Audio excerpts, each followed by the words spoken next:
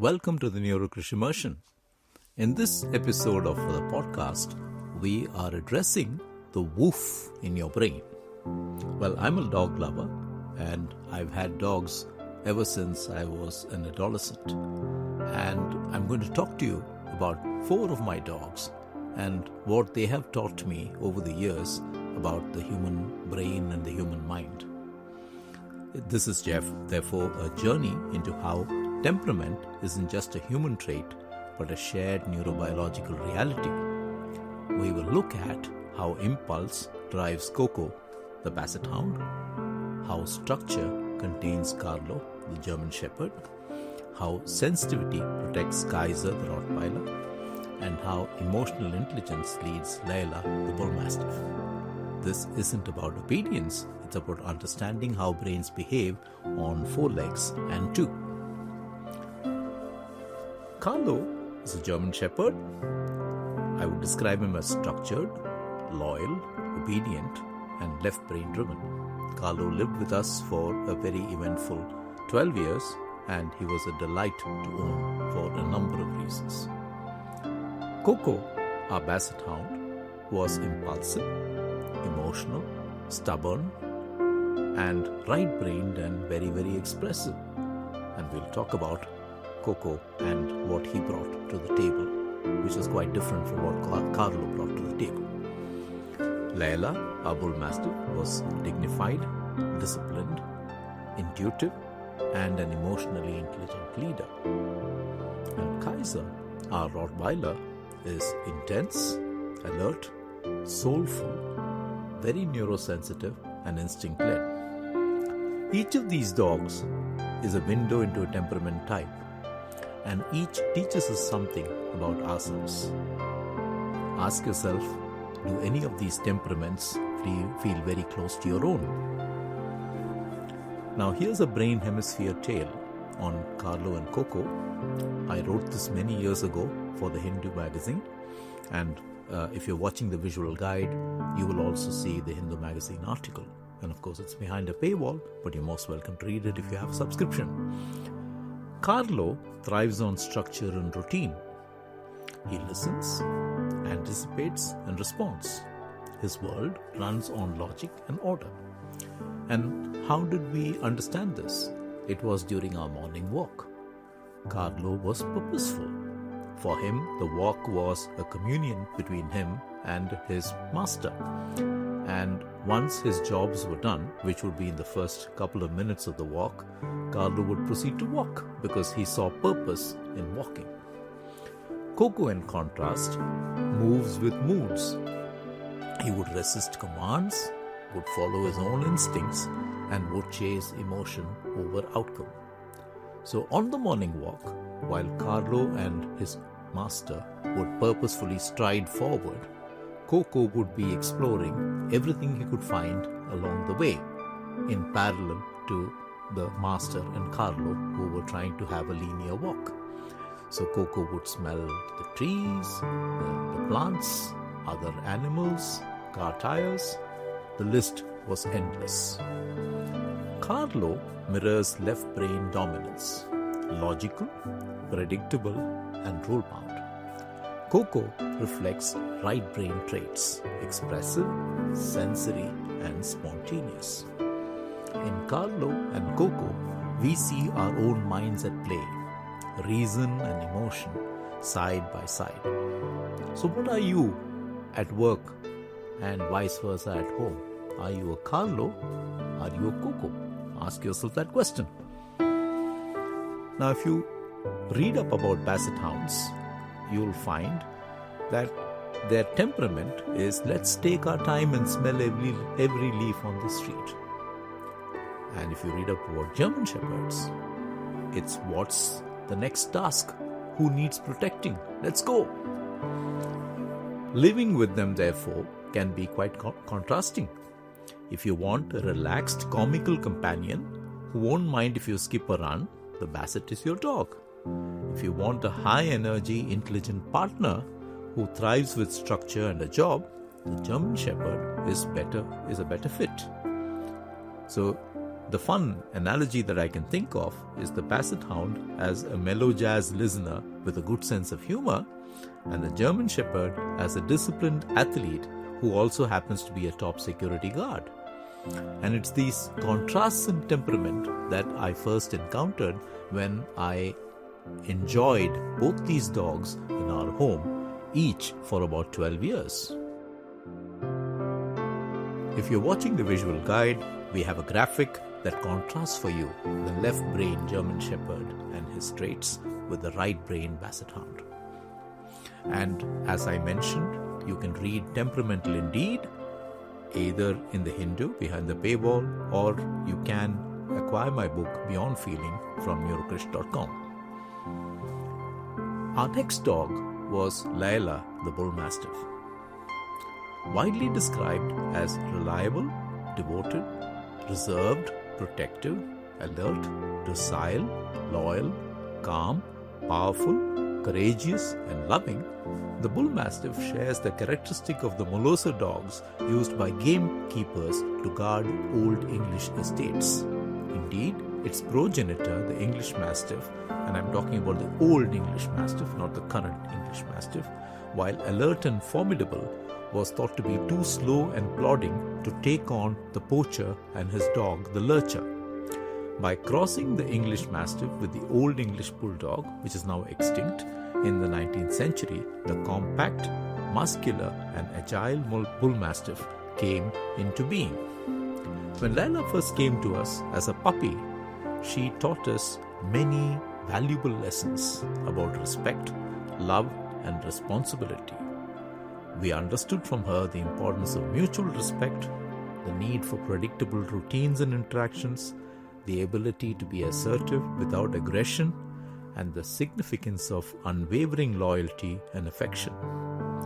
Despite her size and strength, Leila as a Bullmastiff could understand and respond to respectful interactions. For example, you could always approach her slowly, but never go and tap her head from above. The former would be welcomed, the latter would be responded to. She thrived on routine and needed predictability and consistency in the daily routine, and it was crucial for her well-being. She was assertive without being aggressive. She could demonstrate a very valuable balance that, as an owner, I found very useful, because she was a formidable guard dog without ever attacking someone or biting someone, which made a huge difference. She was fiercely loyal and an affectionate companion. She taught us the value of unconditional love and unwavering faithfulness. Indeed, Leila could jump onto the companion seat in the car, travel for long distances without a leash, could walk around the city without a leash, would come in and sit with me when I went to the tailor or when I went to the barber and was being measured for an outfit or being worked on, and she wouldn't turn a hair as long as she felt that I was safe. Leila taught us about tough love, the best form of love in being firm and consistent, and that was the way in which she interacted. She did not need to bark to be heard. It was her calm presence that set a tone. She was able to read human cues, respect boundaries, and adapt without chaos. She represented in an emotional maturity which we as humans would call secure leadership. Assertive, aware, and emotionally tuned in without losing control. Ask yourself, how do you lead? Do you lead with quiet confidence or with noise? And think for a moment when a dog led your family through calm action. They are incredibly clever. Again, I wrote about Leila in the Hindu magazine. The article's titled Lessons from a Bullmastiff, and I would invite you to read this article too. When Leila was about 3.5 years old, we acquired Kaiser, our Rottweiler. And Kaiser was a very different dog from Leila although Bullmastiffs and Rottweilers are supposed to be quite simple. Now, the Rottweiler's origins go back to Rottweiler in Germany, a town founded by Romans in the cattle herding region. They owe their large head and snout to the mastiffs they were bred from, and their intent watchfulness to their role as a guardian. Indeed, butchers would hang their purses around their Rottweilers' necks to keep them safe as they walked from the market home for many miles, having made their sale. This is how Kaiser described himself in an article I wrote for The Hindu, The Rottweiler's Multiverse. To my family, I am an affectionate goofball, prone to sit on their feet, unmindful of my size. I calm down to the meaningful Malayalam song Manushyan Madangalai Srishtichu by K.J. Yesudas, written by Vailar Ramavarma for the movie Achanum Bappayum. That, together with my penchant for tearing newspapers and disliking men in uniform, has led Dad to conclude that I must have been a left-leaning, chai-sipping newshound in my last birth. Notice the oxymoron. Kaiser is a sensitive guardian. He is alert, reactive, and deeply sensitive to his environment. He notices everything: men in uniform, two-wheelers, sudden movement, people with umbrellas, and he responds instinctively. Indeed, on our morning walk, I have fallen several times trying to restrain this 50 kg plus dog from having a go at someone who he thinks is in some way bringing danger to us. He's been bred to guard. He's wired to protect. His intensity isn't aggression, it's neurobiological vigilance. He's a dog with opinions, he has music preferences, and is mischievous, all wrapped in a muscular frame. Kaiser mirrors humans with sensory sensitivity, hypervigilance, and emotional depth. In fact, as a family, we are convinced that Kaiser is a neurodivergent dog. But ask yourself, do you sometimes get labeled for reacting strongly, even when you're just being highly aware of what's going on? There's therefore a temperamental spectrum that I'm describing here in the 4 dogs that I've talked about: the Basset Hound, the German Shepherd, the Bullmastiff, and the Rottweiler. And this goes from impulse to intuition, from Coco's whimsy to Leila's wisdom. Our dogs live along a temperament spectrum. It's not just nature, it's wiring shaped by the breed's history, early experience, and environment.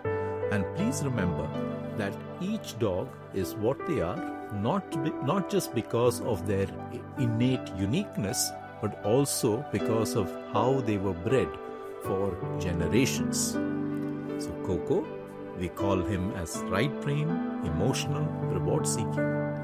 Carlo is described as left-brained, disciplined, command-following.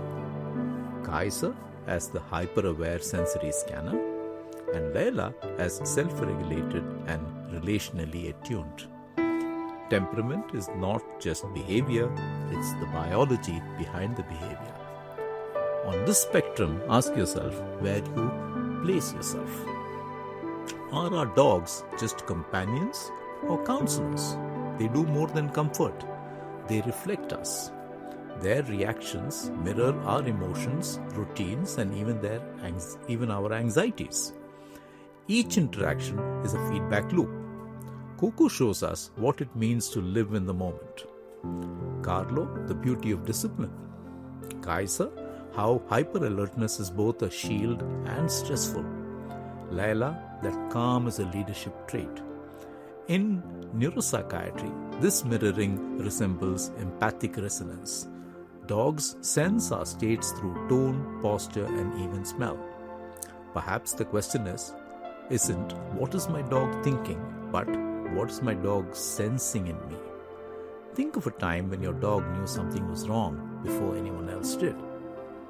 I've had this experience several times of Kaiser, for example, or even Carlo, for example, knowing what was going to happen before it happened and reacting to it in advance. There is therefore a canine cortex which kind of mirrors the human cortex. Neuroscientists now know that dogs' brains are structurally very similar to ours, particularly the limbic system, which governs emotion, bonding, and instinct. This is the oldest part of your brain, and as I often say, if you draw a line between your ears, it's there, right in the middle, on both sides. While Carlo may rely more on his basal ganglia for pattern recognition and command execution, Coco's limbic highs suggest dopamine-driven behavior. Kaiser, who's hypervigilant, probably has an amygdala that lights up with many stimuli. And Leila probably has a prefrontal cortex which is so well modulated that it keeps her grounded. And this insight parallels how human temperaments stem from brain region interactions. And just as temperament shapes human response, the canine brain dictates behavior often far more wisely than we give it credit for. If your dog's brain was therefore mapped like yours, what would it be its brightest spot? Would it be impulse? Would it be memory? Would it be empathy? Reflect on your own dog. This brings me to the famous hypothesis of Luria, the Russian neuropsychologist, of the 3 functional units of the brain. And for this, I would ask you to look at our visual guide. There is a unit for regulating tone and the waking mental states, and this is the base of the brain. There is a unit for receiving, analyzing, and storing information. This is your parieto-temporal cortex. And there's a unit for programming, regulation, and verification of activity, which is your frontal cortex and your prefrontal cortex. Now, the point that one needs to keep in mind, therefore, is what Luria hypothesized. Luria said if you have emotional dysregulation, it's either because you are generating such strong emotions that you're from your limbic system that your frontal lobe is not able to control them, or indeed that even normal emotions that you generate, your frontal lobe is weak and is therefore unable to exercise control. It could either be a problem from the generator or indeed from the controller, is what Luria told us. When dogs and humans lock eyes, something beautiful happens. Both release oxytocin, the same hormone that bonds mothers and babies. This mutual gaze strengthens emotional trust, lowers stress, and deepens attachment. From wagging tails to licks on sad days, it's therefore neurochemistry at play, not just affection. Canine companionship thus becomes more than comfort, it's co-regulation. They help us stabilize emotionally just as we anchor their routines and sense of safety. Here's a fun fact. Stroking a dog for just 10 minutes can lower your cholesterol and boost your serotonin, impacting mood and even your heart rate. There are human-dog temperamental archetypes, and every dog in this story that we are talking about reflects a type of human temperament. Carlo, the German Shepherd, the left-brain thinker, is logical, dependable, task-driven, like a disciplined planner.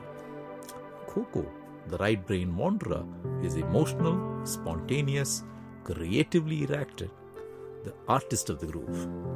Kaiser, the watchful warrior, is vigilant, sensitive, often misunderstood, a protector with emotional layers. Leila, the Bullmastiff, is the grounded guide, emotionally intelligent, structured, and serene, a wise leader. These aren't just pet profiles, they are windows into how we operate as people, how we lead, respond, and connect. Which of these dogs mirrors the temperament you have the most today? And which one did you resemble 5 years ago? Journal this. Therefore, our temperamental compass is like a quadrant, where on 2 axes you have structure, spontaneity, sensitivity, and assertion. Each dog finds its place in this compass.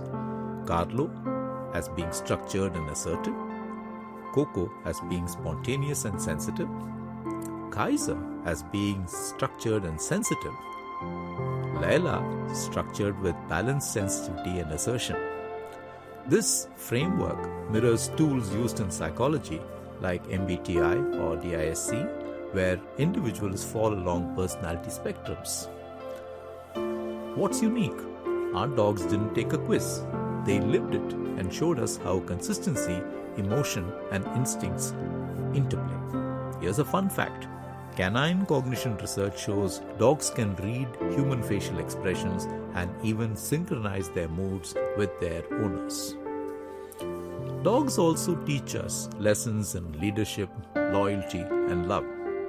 They teach us much more than affection. They model grounded leadership and the neurobiology of loyalty. Leila leads through calm clarity, not dominance, much like mindful leaders. Kaiser shows us that strength must be paired with emotional safety. Carlo reminds us of the power of structure and earned trust. Coco proves that joy and creativity aren't chaos, they are spontaneity with soul.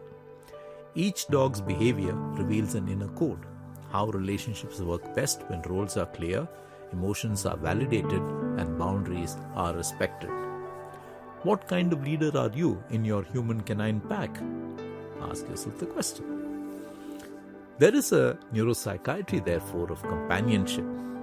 When we form deep emotional bonds with dogs, we engage brain systems involved in empathy, social reward, and even mirror neuron activation. Dogs can detect emotional cues in our body language and voice, often responding faster than humans. Their attunement creates a felt sense of being seen and accepted. What we label intuition in dogs is often highly evolved sensory intelligence shaped by thousands of years of co-evolution with humans. Here's a fun fact. Mirror neurons in humans may activate when watching dogs emote, explaining why their reactions move us so deeply. So what's neuroplasticity on a leash?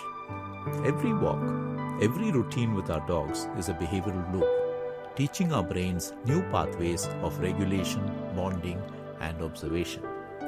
The routines we have with our pets reinforce neural pathways of responsibility, empathy, and time awareness. The consistency of walking a dog improves mental resilience, especially in people with depression or anxiety. The shared activity we have, walks, play, and training, builds joint attention, a precursor to social intelligence in both species. What habit has your dog made you form that changed your emotional or physical rhythm? I can tell you that Leila, when we lost her, taught me about the pain of loss in a way I had never learned before. So canine therapy can also lead to cognitive healing. Beyond companionship, dogs are now active participants in structured therapeutic settings. From trauma recovery to autism care, their calming presence becomes neurobiological medicine. In PTSD therapy, dogs act as emotional anchors during trauma recall. In autism care, dogs can help establish non-verbal communication and encourage social cues. In elderly care, pet therapy reduces loneliness, improves memory recall, and enhances mood. Their benefits are not just emotional, they are clinical. And canine-assisted therapy, CAT, is now a recognized intervention in over 50% of US hospitals and care homes. There is therefore this evolutionary pact that we have with dogs. They weren't just domesticated, they co-evolved with us. Their brains adapted to read our cues, respond to our moods, and live alongside our chaos. It's an evolutionary alliance that revived both species. Canine oxytocin levels rise when they gaze at humans, just like mother-infant bonding. Humans develop better auditory and olfactory attunement due to early cohabitation with dogs. We hear better and smell better thanks to them. Dogs became early emotional translators, bridging humans to their environment and each other. This, therefore, isn't just a friendship, it's a neurological, emotional, and evolutionary pact. Our ancestors didn't tame wolves, they formed alliances with companions who understood without speaking. There is therefore a dog within us, and as I close this exploration, we have to circle back to the deeper question. what do our dogs awaken in us? A sense of attunement to the present, to the subtle, to the unspoken, a capacity for unconditional connection beyond logic or performance, a reminder of instincts long buried beneath layers of culture and speed. Whether it's Carlo's structure, Coco's spontaneity, Leila's calm leadership, or Kaiser's sensitive guard, each canine temperament invites us to know ourselves better. And as we come to the end of this podcast, I'm sure as a dog lover listening to this, you probably enjoyed listening to it, and I hope you learned something from it. I hope you're able to relate your own experiences with your canine companions to the ones that I have narrated. If you liked what you heard, please like, share, and follow us. We are on Spotify, Apple, and YouTube. And if you want to watch the visual guide, it's on YouTube as well. Thank you for listening.